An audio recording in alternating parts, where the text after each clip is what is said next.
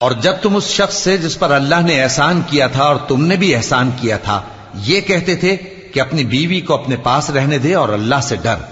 اور تم اپنے دل میں وہ بات چھپا رہے تھے جس کو اللہ ظاہر کرنے والا تھا، اور تم لوگوں سے ڈرتے تھے، حالانکہ اللہ ہی اس کا زیادہ مستحق ہے کہ اس سے ڈرو۔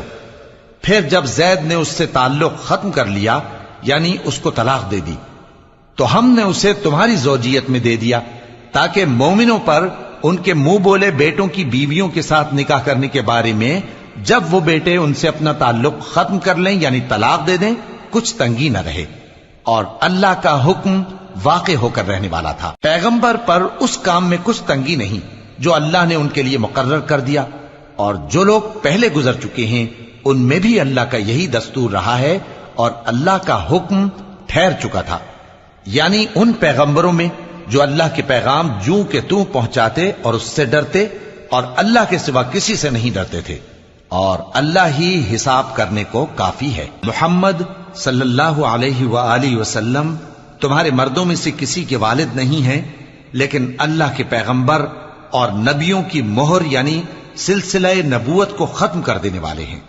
اور اللہ ہر چیز سے واقف ہے۔ اے اہل ایمان، اللہ کا بہت بہت ذکر کیا کرو اور صبح و شام اس کی پاکی بیان کرتے رہو،